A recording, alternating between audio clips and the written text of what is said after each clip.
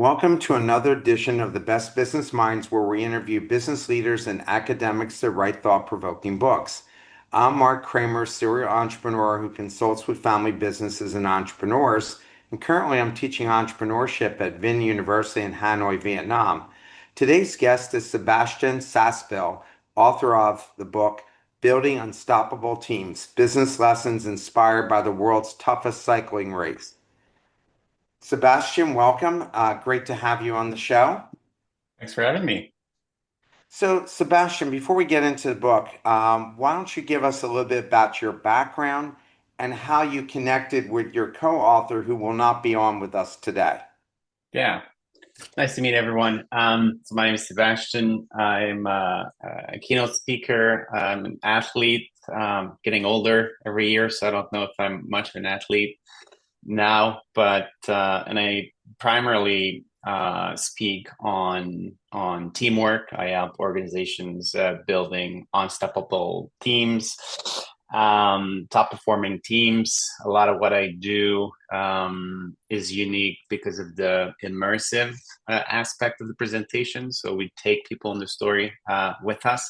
Obviously, the book is based on our experience at the Race Across America, and the timing for this podcast couldn't be better. The 2026 race is on right now, so definitely following that. And Gabriel Renault, the co-author of Building Unstoppable Teams, is a dear friend of mine. We met through um, common friends. We became business partners. And when I prepared the team for the Race Across America, immediately went to Gabriel. He became our crew chief. Gabriel is a teamwork consultant as well. And to him was the perfect opportunity to go out there in the field and test a few ideas and concepts in a fun context as well. So, why did you guys write this book? Well, we something that's a great question. The Race Across America is the toughest ultra cycling event in the world. It's a race that's designed so almost nobody finishes. We finished. We were a team of rookies, and we, from the get-go, and throughout our preparation and throughout the execution of the race, we it became very obvious that something very, very special happened with our group because we saw other teams implode. We saw athletes who were on paper a lot fitter, a lot more capable than me, but because of our team, because of the support team, we displayed a pretty amazing performance. And beyond the performance, it was team cohesiveness, it was team efficiency, it was culture. Like, we had fun all the way throughout, and everybody provided their best effort every day until the very last day, until the very last minute. So we knew something special happened, and we wanted to, well, for ourselves, explore what did we do right? How do we create such a committed team? How did we create such engagement and performance? So we wanted to explore that for ourselves, so we can repeat it in different contexts, business, and then share it with the world, because it's a very cool race. So the book reads like a novel. You'll laugh, you'll cry, maybe, but it's written, it's on teamwork, and it's written for organizations. Yeah, I loved it, and it was an easy read. Good. In chapter one, why do you believe a mission is more powerful than a goal when building a high-performing team? Yeah, I mean, you need both, but the goal is very tactical. The strategy is very tactical. Everybody can come up with a plan, and then you challenge it, you refine it, you ask for advice, you adapt along the way. But that's very mechanical. A machine can do that. A computer can do that. The mission is the glue. The mission is the real fuel, and that's what can help you and the team find strengths and resilience you don't know is there. And that's the reason why we do things. I think that's what can help us through some pretty tough days. How can leaders create a mission that people genuinely want to support rather than simply comply with, and that it's also authentic. Well, I think the answer is in the question. Like, be authentic, be genuine. Don't try to please people. Don't build a mission so it's compelling to others. I think what's really important is to to lead with the heart. So come up with a mission that's important to you, that's going to keep you engaged, and then find people who share a similar quest, who share a similar mission. That's a lot easier to do than to make people believe in a mission that's not theirs. In chapter two, Bees and Eagles, how did the Bees and Eagles framework, and you have to explain what that is, Yeah. emerge, and why has it become so important to your leadership philosophy? Yeah, so Bees and Eagles, it was almost going to be the title of the book. And it's a concept I came with about, well, why writing the book, and it's something that I experienced. So, and it's about team composition, and you need the right amount of eagles and you need the right amount of bees. And that ratio can change depending on the phase of which you are at in a project. So if very early on you need more eagles, you need to be at an higher level. So before I go any further, let me explain to me like the eagles, obviously it's almost self-explanatory, high level, we give direction, we protect the organization, we look for threats, we provide meaning. That's what eagles do. The bees, they're on the ground, they're getting their hands dirty, they're doing the work. Sometimes they break things, but done is better than perfect. So they just make stuff happen. And sometimes the bees find that the eagles are not working really, really hard. So the bees have to be able to recognize the invaluable contribution of the eagles, and then the eagles, well, just trust your people, let people work, don't get in their way. And the concept came up. It came to me the year before the race across America. I was part of another challenge, and we did not have the right team composition. It was entirely my fault. I was learning to build teams, and I needed a tactical team. I needed a team on the ground. I needed a team of eagles, of bees, but I had all eagles. And I had gone to these friends, people that I thought were super smart, and they were, but they were too high level to for the execution of a race on the ground. And that's when I realized I have really smart people on the team, but they're not the right assets right now. I mean, isn't that what you see in pro sports that when teams put together all-star teams of players thinking that all these guys are amazing, but they don't gel as a unit, Yep. uh, and hence teams with lesser talented players end up winning championships? What's your take on that? Well, yeah, that's a great example because you need a wide variety of skills, of ways in which you will contribute to the team's success. So a team is not a group of people who will just share tasks. A team is a group of people where everybody can shine and will shine in different ways at different times. And for that to happen, you need something that I call confident humility. That's very important in our collaborations.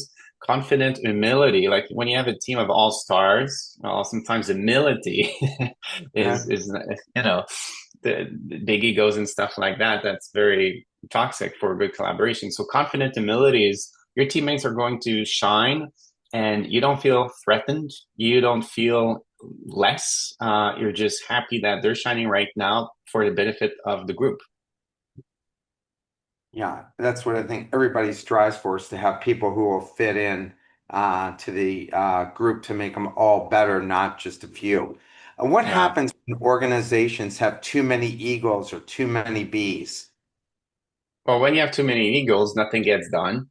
There's a lot of committees and strategy and annual retreats and planning, but nothing gets done. And what I've seen when there's too many bees, I was part of a great example of that. I was part of a a project, my personal life. I came to the project a little later, so couldn't really influence the direction, but it was a team of bees.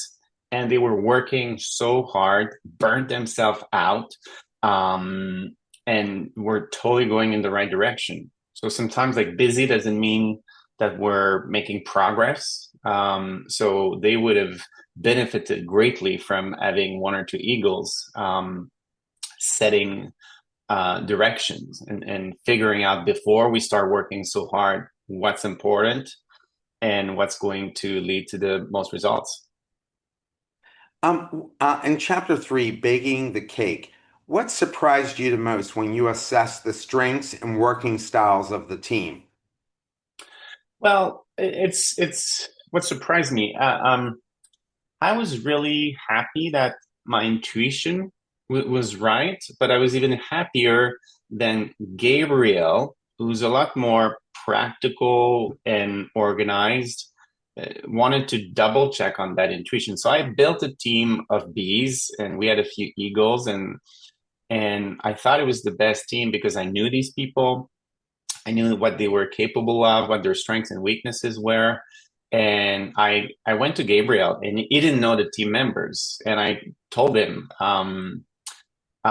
this is like a team of all stars. And I told the whole team that. And the problem was I was the only one who knew because they didn't know one another. So Gabriel did a really good job at running personality tests and doing interviews and all that stuff so that we could um, with different models, test and assess and confirm it was the right team composition. And then it was a great tool also so that everybody would get to know their teammates. It wouldn't seem complicated with a bicycle team. Like that's, I think most people would think that that's very a simplistic group of people put together. Why is it so complicated to go build a winning team? And what's different about a bicycling team than other kind of sports? Well, any type of, it's not hard to be good, but if you want to be excellent and drive really, really high performance, you're going to be competing against people that are also really, really good and putting in a lot of efforts in building top performing teams. So that's why it's very important to have a great team and always seek for improvement. And I guess maybe some context on the race could probably help. So I did the solo race across America. So that's 5,000 kilometers, 3,000 miles, and you have 12 days. So it's one stage, the clock never stops. So if I'm making a long story short, the slowest you can be is 400 kilometers a day, 250 miles, and 12 days straight, and you're going to be riding the bike 22 hours a day. So Whoa. with 12 days straight. So within 2 or 3 days, you are useless. Cognitively, you can't do anything. And your engine, part of your engine is the team. The team does everything. They feed you, they dress you, they give direction. You don't even have a GPS on your bike. They do everything. So, and it's a consistency challenge. The team can never tell me to go faster, but their job is to make sure I'm always moving, and their job is to save minutes everywhere. And I know we'll talk about marginal gains later, but so that's the complexity of that race. How can leaders better align people's natural talents with their roles? So there's like start with the talents, like really focus on like I think we get like the roles we have and what's on the business card, and that that that can be something that doesn't really help performance or our teams. Start with talents. Start with the goal. Actually, questions I get all the time, like how do we get rid of silos? And to that I say, well, show me your org chart. And I asked, like, what did you expect? So you have the president at the top, and then five VPs, and they're the team below. It looks like silos. You're designed in silos. So it's like the org chart is an administrative document that should never leave HR, and that's it. So what we need to build is, the goal goes right in the middle, and how does everybody in the team can contribute to reaching that goal. Um, and naturally, natural talents will align with roles or how people contribute. But what's written on the business card are really important.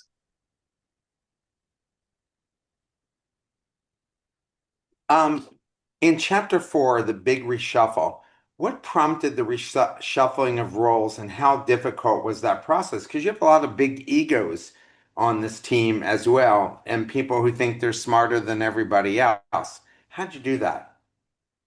We didn't have a lot of big egos. Uh, that was really important when I built the team. But we still needed to reshuffle a few things because the the in your preparation, things will shift, things will change. You can't plan for everything. During the race, things shift every single day. So the challenge, to answer your question, is we worked on a plan for a year, and the risk here is to fall in love with that plan and to forget that every day is going to be different. So the challenge really is to go into a mindset with the mindset that we're going to have to change things up every single day. Um, and when you can achieve that, like start with a blank page every day, that really helped us. What lessons can leaders learn about adapting team structures when circumstances change? Well, I mean, speed is definitely key. Um, no corporate nostalgia. I think a short memory sometimes is an asset, and it's basically agility is new decisions with new information.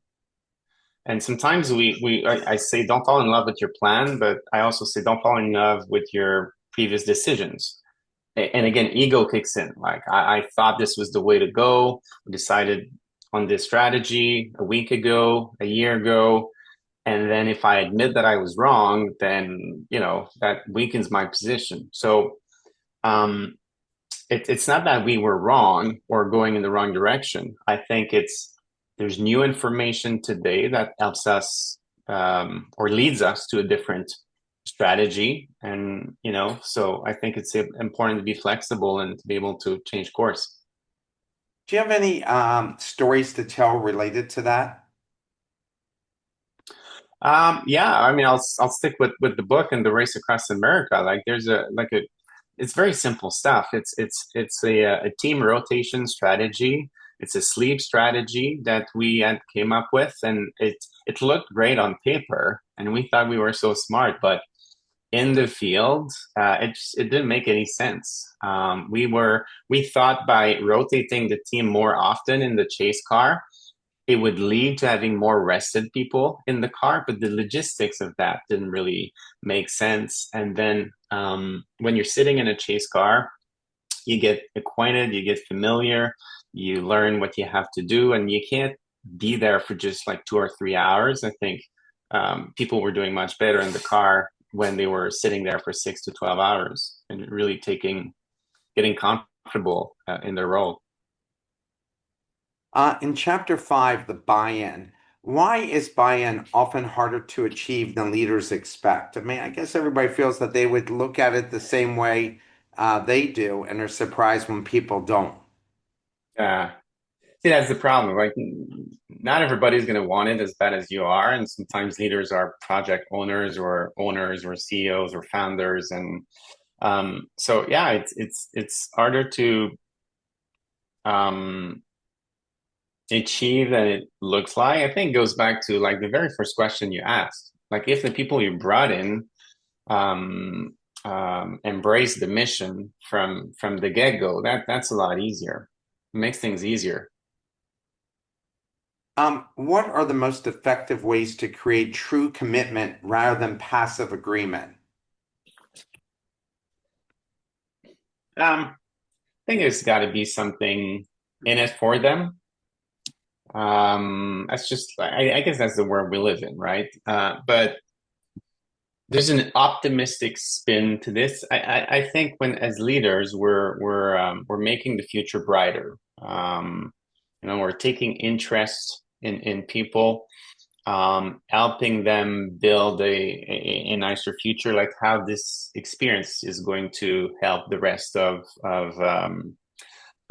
their career. I think also like leaders are guardians of meaning. So if people feel that they're doing very important work, that um, that without their work, the world wouldn't be as good, or having this sentiment that you're making a big difference for people. So it's never so much the product or the service, but like what's the impact of what we do? What would happen if we did not exist? It's a very simple question we can ask ourselves or our teams, and it's a great way to connect to that mission, to the mission. How do you do, how you did it with a small group, but how do Yeah. you scale that up, especially for entrepreneurs when their companies start to scale and they're hiring all these people and all these people come from diverse backgrounds. In some cases, they're coming from all over the world. How do you do that with a scaling organization?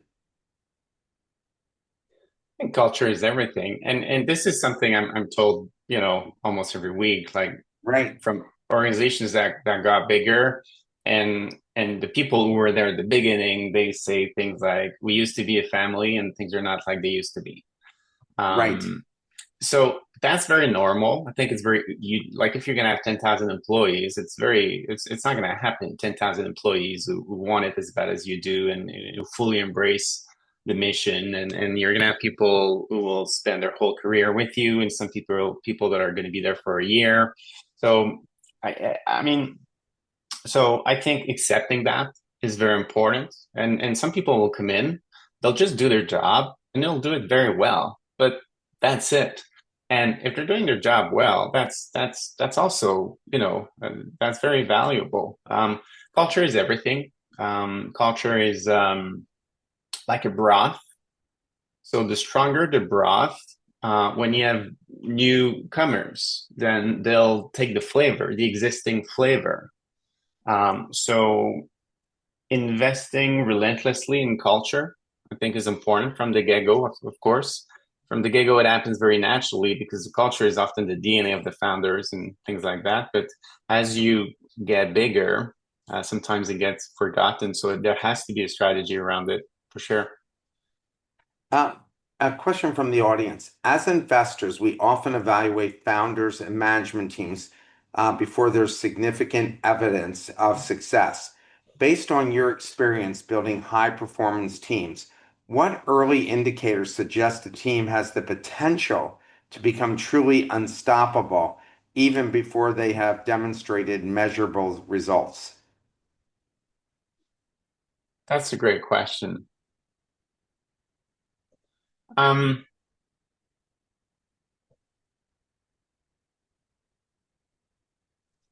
well, I think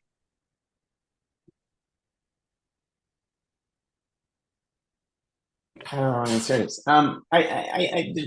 You can never really know. I'm not sure there's an answer to this question. It's hard to say before because I've I've always only had people in my teams that I had observed before, and and I knew they had the right attributes. I think it's really hard, um, based on a 45-minute interview with somebody you don't know to pinpoint one. Like it's really, really, really hard. So um, it's I had observed a lot of the teammates. I knew I needed a lot of B's, and I knew they had those attributes. I knew they were resilient. I knew I had people that would never quit. I knew I had people who were very positive. I knew I would have I knew I had people who would put the success of the team first. I knew I had no ego was really important. Wanting to contribute to collective success. I think maybe that's an answer. That's something you can sense when somebody's all about themselves or when somebody wants to contribute. To me, that's a big one because those individuals are always going to do what's best for the team and the mission. In chapter six, marginal gains, how did small improvements compound into meaningful performance advantages during the race? And can you give an example? Yeah. So again, some context on the race. Within a few days, you're exhausted. It's the hardest race on earth. So that level of exhaustion, it's so easy. For example, you take an extra 3 minutes to get dressed, and then by day four, you're begging the team for sleep. Can I stop and lay down on the grass for 7 minutes? Like you're begging the team for those pauses, and they start negotiating with you like a kid. You're like, all right, Seth, we're gonna stop, but there's like a nice viewpoint in about 30K. Can you give us another hour? We'll stop, but we'll so back to the question, how did small improvements compound? It's so easy to waste 3 minutes there and 7 minutes there and 12 minutes there and to waste an extra 60 minutes every day. And that's 12 hours. And you're never going to finish before the cutoff. So small improvements to us, it was every minute counts. Every small gesture, every small effort to save time was meaningful. And the team understood that. Never the team said, hey, it's just a minute, it doesn't matter. And that level of engagement on day one is easy. The challenge is to maintain, to sustain that engagement level throughout 12 days. They don't sleep much either. The race is challenging. There's a lot of people in a small space. So that made a big difference for us. All those minutes. What are some marginal gain strategies any organization can implement immediately? I think removing stuff, removing tasks, removing what doesn't like. It's so easy to find because we get attached to tasks and processes sometimes. Um, it's very simple principle. Like whatever works, you want to double down on that. And if you look at 10 things you do, what are the bottom three tasks? And they often take time and they produce no results. So removing tasks, I think, is a good way to start. Yeah, I think that's always the case in life, right? The more baggage you can remove, the less stress you have, the better you perform. Yeah, execution is all about saying no. And it's about doing the right stuff right, of course. But that's obvious. So execution is all about saying no. I'll give you an In example. chapter seven, going beyond, oh, go ahead, The, please. Before I was into ultra cycling, I was into mountaineering. That led to climbing Mount Everest 20 years ago, before it was crowded. And so I'll give you an example. Going from Camp 4 to the summit, you're taking a step, you breathe 5 to 10 times. So when you take a step and you breathe 5 to 10 times, you learn very quickly to remove everything that's not helping you get closer to the goal. So it's about removing stuff. In chapter seven, going beyond your role, why is role flexibility so critical during extreme challenges? Um, so I think the worst things we can say in our teams and collaboration is I've done my job, right? So um, clearly defined roles is a very basic principle. It's very important for successful teamwork and collaboration.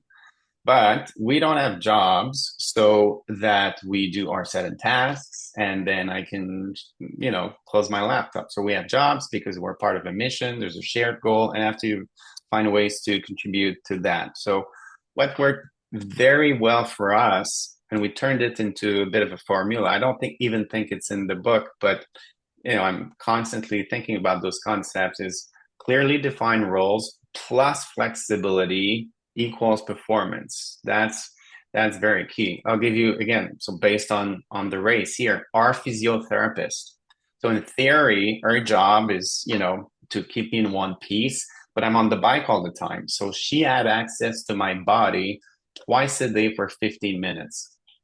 Even though, you know, even if she's the best physio in the world with magical ends, if she works twice a day for 15 minutes and then she's like, yeah, I've done my job. You guys figure out the rest. I'm not helping. Like nothing's going to work. So she, of all people, had to be flexible and contribute in many different ways to the team. And her name was Marie Michel. She was one of the stars in the team because she was flexible, because she was willing to help others. How can organizations encourage employees to step beyond their job descriptions without creating burnout? Um, by focusing on their talents and strengths. And sometimes I feel I'm repeating myself with that answer. But if people don't burn out, and there's a ton of great papers and studies on that, people don't necessarily burn out because they work too much. They burn out because they're putting too many hours in things they don't really like, or they're competent, but it's not their thing, right? Um, I've had times in my life, and I'm sure there's a ton of people here who are driven, type A's, founder type. You work 15 hours a day, and it's the best years of your life, and you're not burnt out. You're passionate. You're excited. So I have a theme in my personal life right now. Like one thing I love to do is writing, and I'm not doing enough writing at the moment, and the theme is no wasted talent. There's everybody, God in the streets, and everybody has a super talent, a superpower. Not a lot of people are leveraging it and using it in their day to day or have made a living out of this. Um, so, no wasted talents is a theme that could be borrowed in our large organizations. In chapter 8, No One Wins Alone, what moment during the race best illustrated that success is always a team effort? Day nine, when I collapsed, because a lot of focus on this race, is on the athlete, on the cyclist, on the monumental task that they have to accomplish to be on a bike 22 hours a day for 12 days. So on day nine, I collapsed. You've got 50% of the participants that are out already, but so we had done good. And what happened on day nine, I was completely removed from the situation because I'm useless. I am totally useless. I'm not making any sense, right? So the team was given permission to do that. The team had full authority. The team had the flexibility, and they saved our race. And they took a big risk. They took hard decisions. I was involved in none of those conversations. And in theory, I'm the athlete, I'm the project owner. So that was like a beautiful example of when the team, the collective effort and the shared intelligence had a big impact for us. A question from the audience. Both venture capital and biotechnology involve frequent setbacks with failed experiments, missed milestones, unsuccessful financings, and clinical trial disappointments. In your experience, what separates teams that emerge stronger from adversity from those that begin to fracture under pressure? Um, I think unwavering belief we can succeed. I've had projects that didn't work, and when I look back, I can always find doubts in my mind. And then when you go in with too many doubts, when you face adversity, it kind of confirms your doubts and it gives you a good excuse to get out. Um, so unwavering belief we can succeed is super powerful. It's built through past experiences. It comes with a certain energy.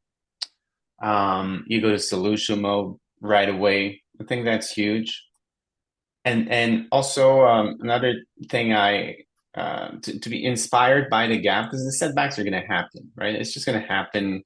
Everybody talks about failure. Failure is great. Failure is a teacher, blah, blah, blah. When it happens, it sucks. It's hard. It's horrible. It's like, it's just a reality. So to be able to, and then when we fail, like we think, it's my fault. I'm not good enough. The imposter kicks in, the doubts. You do exercises like at the very, even at the highest level of our organizations, the C-suite. Everybody has the same fears of not being enough. That's very universal. So I think I call this to be inspired by the gap. So you have to be lucid and inspect what didn't work.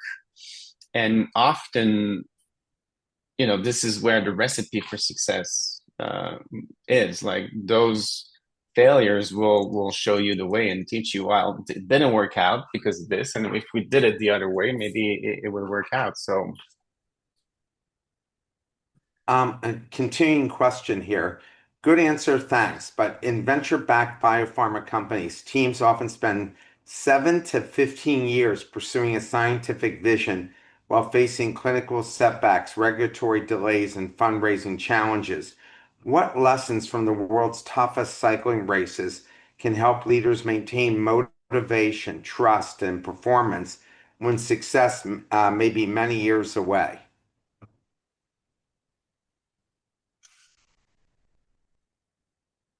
I think, yeah, when success is many years away, um, and progress is very motivating. So celebrating intermediate setting and celebrating intermediate goals, I think is going to be very key because it's hard to stay engaged if success is only 15 years away. I was speaking with an Olympian recently, asking him a very similar question. How do you stay motivated? I mean, you race every 4 years. And he said to me, that's a very typical question from non-Olympians. He said, I never think about the Olympics. Um, I'm focused on the next qualifier, the next national championships, that kind of stuff. So that's very key. And also um, focus on creating favorable circumstances. I think leaders do that.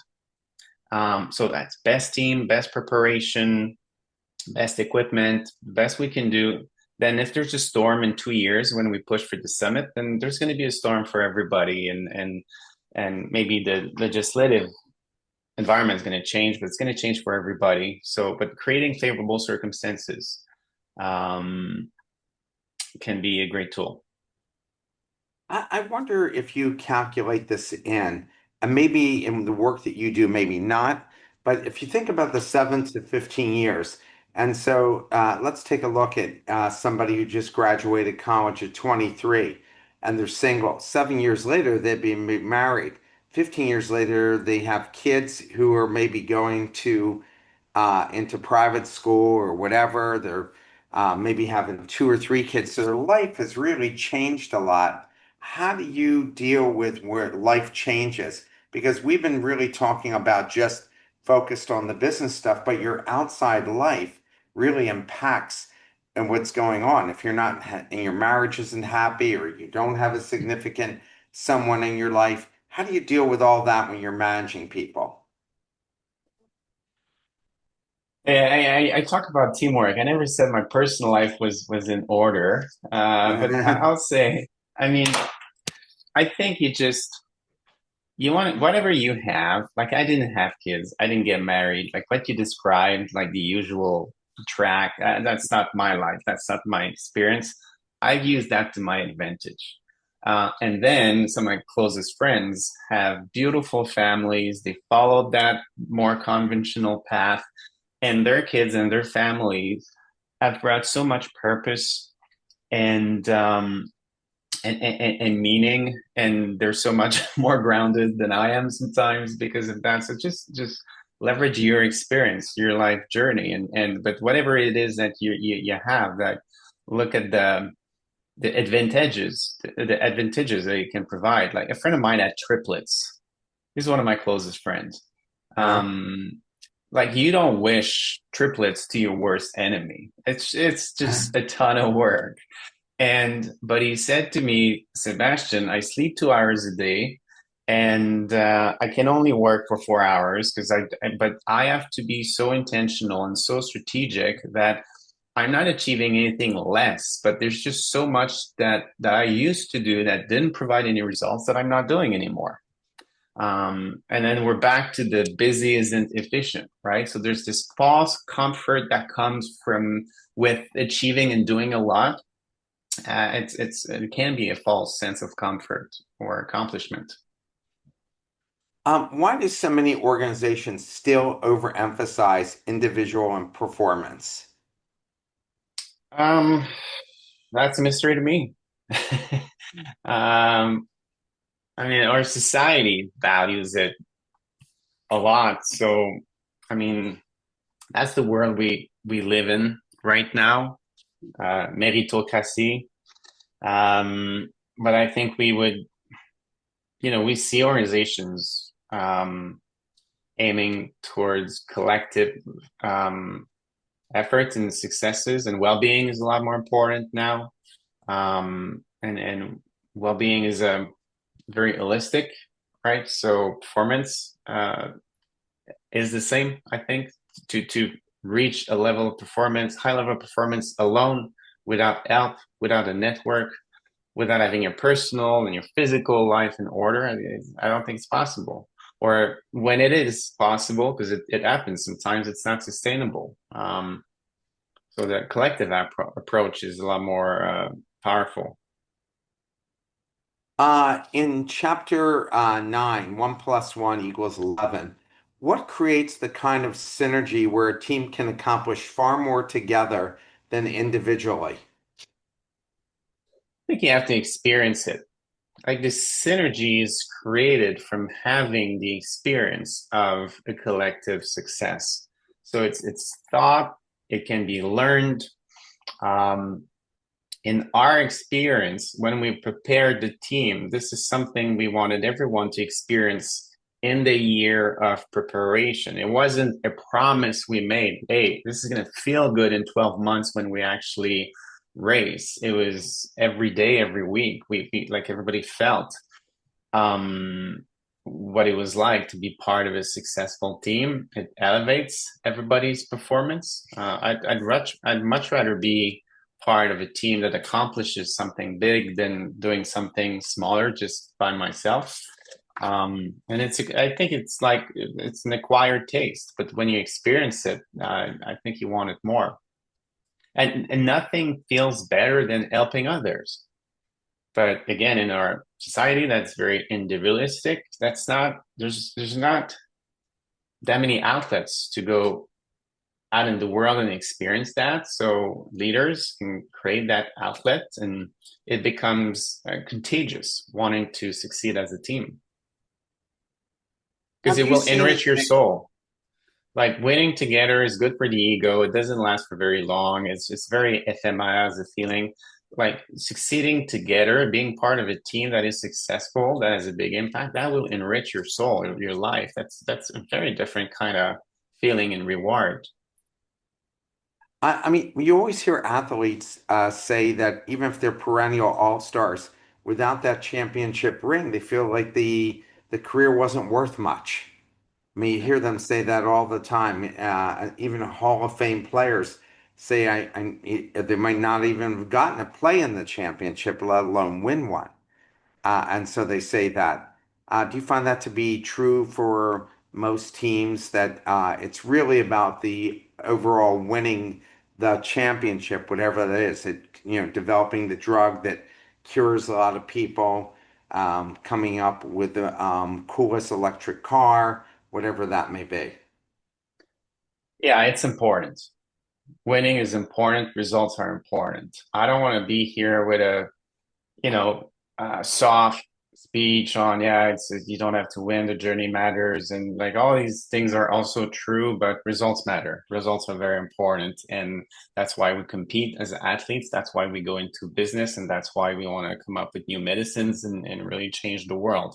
And then success is measured in many different ways. Obviously, a drug that is successful is going to make a ton of money, but saving 1 million lives is amazing. So it does matter. That's what we need to strive for. But one of my favorite quotes is I can't, and I would love to quote the person who said it, but you're only as good an athlete as good as you're a human.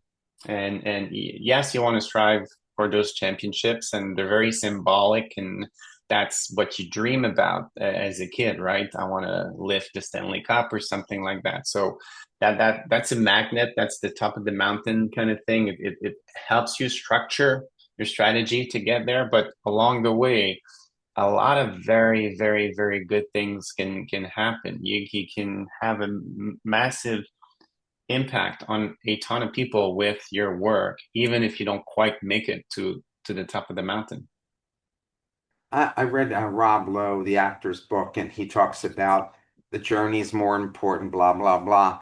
I think that's BS. If you're Yeah, successful, sure, then you can easily say about the journey. But if he was a struggling actor his whole career and he never even got on, get a regular role in a TV show, uh, all of that would have been meaningless and painful, right? yeah, you're very right. Like the journey is what matters. Is often something that people who've reached the top can say. Yeah, It's right. rare that you hear it, like a 27 years old who's broke and unsuccessful say that, hey, it doesn't matter. The journey I'm on is the Yeah, important or thing. like a So 50-year-old who never accomplished what they wanted to. They're like not looking and say, oh, it's all about the journey. I yeah. just, yeah, I don't buy into that. Another question from the audience. Curiosity. What was the full budget of the 1 year long, very serious project? Did you secure a lot of sponsors? So for this race, what's the budget for something like this? So our budget was a little over 100K. It was all sponsorships. That's a big part of those projects. Everest, when I ran across Canada, so I was gone for 9 months. And race across America.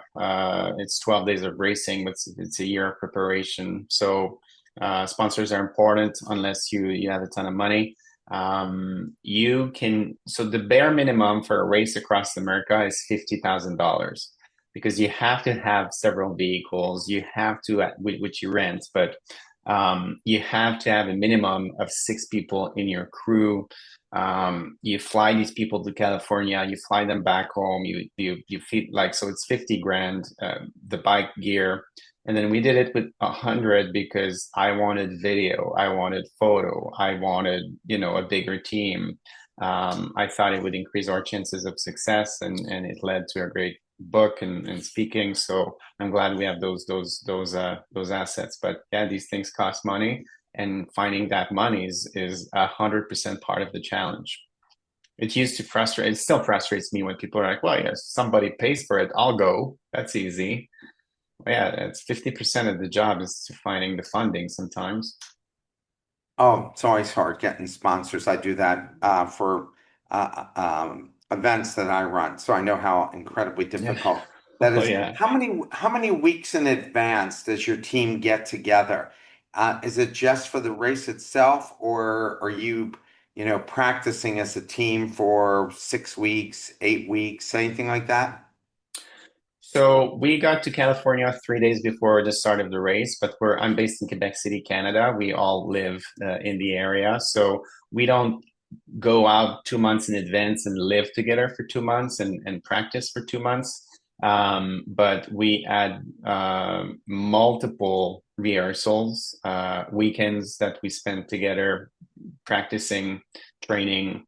that kind of stuff. Obviously, so I was in a solo race, so all these friends are great athletes, but so we're practicing the logistics and the follow up, following with the car and the crew exchanges and those strategies. But yeah, by the time we got to California, everybody had met multiple times, became good friends, and knew one another. There were a few synergies, a few people that got along with one another better. We wanted to know that. We wanted to make room for that. You can't have 10 people that are all best buddies. That's not going to happen. There was some frictions as well. That's all normal. So, but we wanted to know and prepare the team for that. Have you seen examples in business where collective result dramatically exceeded expectations? I see it in sales when there's a collective goal.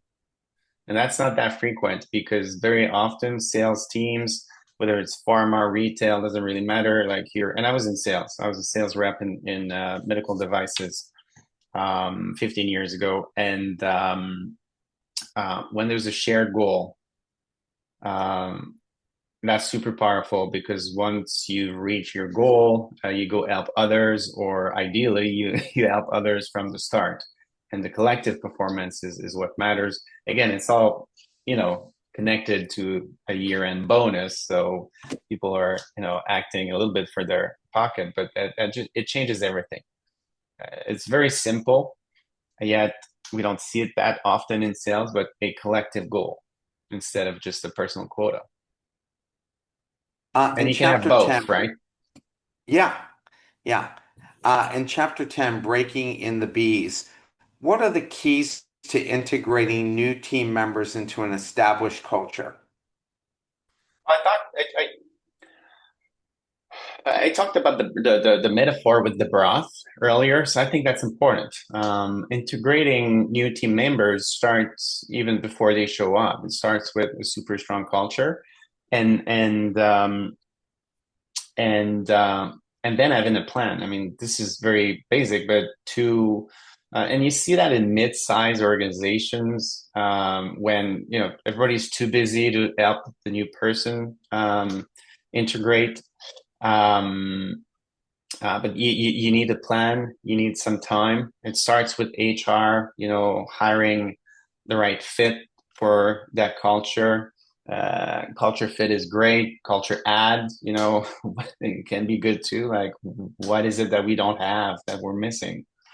And then also back to this humility. There's like new people on the team, but they're really smart people, and we need to leverage them from day one. So everybody has a role to play in welcoming um, new employees and making them feel at home, and then we could go into the psychosocial safety conversation. But I think it's when See, that's my answer. I'm thinking it through as I'm answering to you, but when it's everybody's responsibility, I think you're going to welcome that person very well. It's not just HR, it's not just the trainer, it's everyone's responsibility to welcome that newcomer. How can leaders accelerate trust and confidence among newcomers?